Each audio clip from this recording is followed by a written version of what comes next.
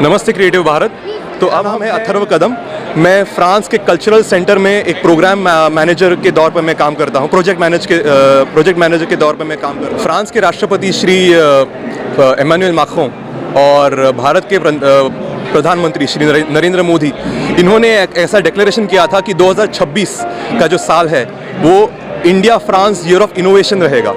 यानी कि फ्रांस और भारत के बीच में जो भी कोलैबोरेशंस हो रहे हैं, उनमें जो भी इनोवेशंस होंगी उसको हम बढ़ावा देंगे। तो इसी थीम में हमने ये पवेलियन भी इंस्टॉल किया है, जिसमें भारत और फ्रांस के बीच के जो लिटरेरी, मतलब जो लिटरेचर में या पब्लिशिंग में या किताबों में जो इनोवेशंस हो रहे हैं, उनको बढ़ावा देने के लिए हम एक नया प्रोग्राम भी ऑर्गेनाइज करने वाले हैं, जिसका नाम है फ्यूचर ऑफ बुक्स प्रोग्राम। जहां पर फ्रांस से आने वाले डेलीगेट्स, यानी कि पब्लिशर्स, राइटर्स, ट्रांसलेटर्स और बेसिकली पूरा जो उनका सप्लाई चेन है, जो उनका पूरा इंडस्ट्री है, उनके कुछ उसके जो कुछ प्रतिनिधि वो भारत आएंगे और यहाँ के राइटर्स या यहाँ के जो पब्लिशर्स हैं, यहाँ के जो ट्रांसलेटर्स हैं, उनके साथ वो बातें करेंगे, उनके साथ विचार विमर्श करेंगे और उनमें से जो नए नए आइडियाज़, नए नए योजनाएं जो आएंगी, उससे दोनों देशों में जो एक कल्चरल डायलॉग है, जो एक लिटरेरी डायलॉग है, उसको एक नई दिशा मिलेगी।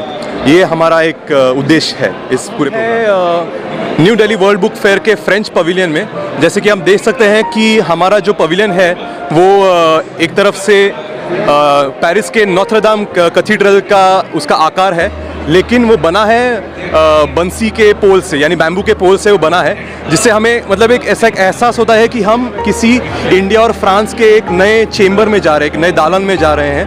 एक्चुअली ये फ्रेंच पवेलियन जो है ये फ्रांस के कल्चरल सेंटर ने आयोजित किया है। तो हमारे पास कुछ फ्रेंच और फ्रेंच से ट्रांसलेट हुई इंडियन किताबें, फ्रेंच में और फ्रेंच से इंडियन लैंग्वेजेस में ट्रांसलेट हुई कुछ किताबें हैं। चलिए देखिए। तो इस तरफ हम देख सकते हैं कि कुछ फ्रेंच में किताबें हैं, तो सोशल साइंस पर है, जियोपॉलिटिक्स पर है। उस तरफ बच्चों के लिए फ्रेंच में कुछ किताबें हैं।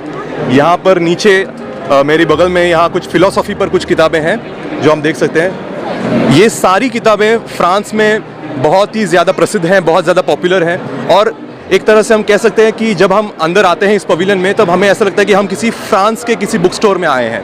तो यहाँ पर सारी फ्रेंच की जो भी किताबें हैं, जो भी सारे विषय हैं फ्रेंच लिटरेचर में, वो उन पर सारी किताबें हमें यहाँ देखने को मिल सकती हैं। और साथ ही साथ हमारे पास एक अलग से सेक्शन भी है जहाँ पर फ्रेंच में बनी हुई किताबें हमने जो ट्रांसलेट हुई है इंडिया में, इंडियन लैंग्वेजेस में, अंग्रेज़ी में, उनका भी हमने एक सेक्शन यहाँ रखा हुआ है।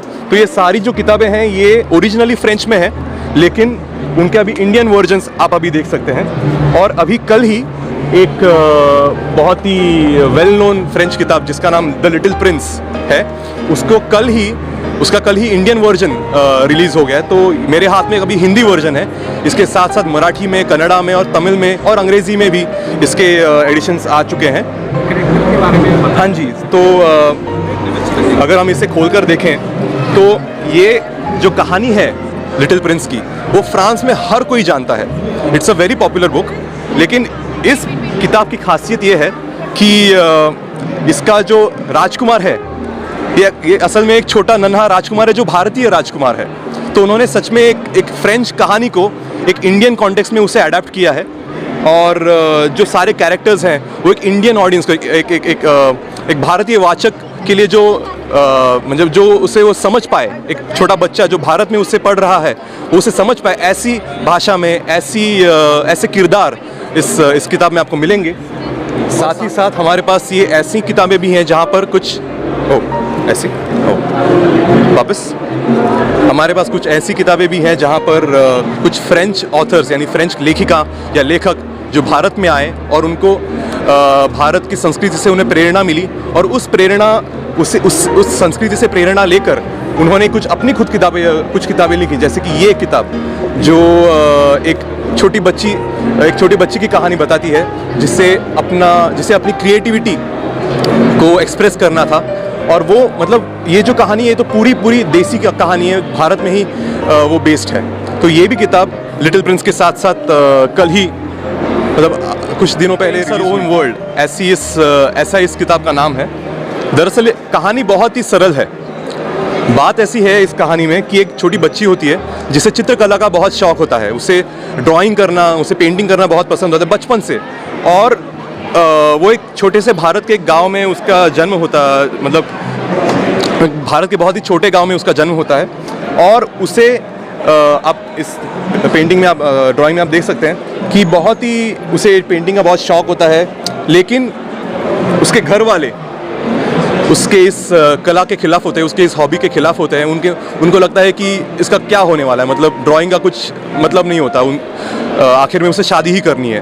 तो वो एक्चुअली में भाग जाती है और उससे जंगलों में मतलब उसके गांव के जंगलों में उसे एक नई दुनिया मिलती है जहाँ पर वो अपने सृजनता को या अपनी क्रिएटिविटी को एक अलग नज़रिए से देखने लगती है। और उसका जो पेंटिंग का जो उसका इंटरेस्ट है वो उसे उसके गांव के जंगलों में उसे एक वापस मिल जाता है। उसे एक अलग से उसे एक अलग नज़रिया मिल जाता है उसको अपनी क्रिएटिविटी एक्सप्रेस करने के लिए। तो यही एक कहानी है Nanaki paints her own world की। बहुत ही एक सरल कहानी है, बहुत ही एक हार्ट वार्मिंग मैसेज जिसे हम कहते हैं वो इस किताब में है। और कहने की बात यह है कि ये पूरी किताब एक फ्रेंच लेखिका ने लिखी है। अगर आप देखें तो ये एक फ्रेंच लेखिका है जो भारत में आई थी और वो बहुत इंस्पायर हो गई भारत के कल्चर को देखकर, भारत के लोगों को देखकर, भारत की कलाओं को देखकर, और उसी प्रेरणा से, उसी इंस्पिरेशन से उन्होंने इस किताब मुझे बहुत खुशी है कि मैं आज नमस्ते क्रिएटिव भारत के साथ इन सारी बातों पर मैं बात कर पाया, इन चीज़ों पर मैं बात कर पाया। बहुत बहुत धन्यवाद।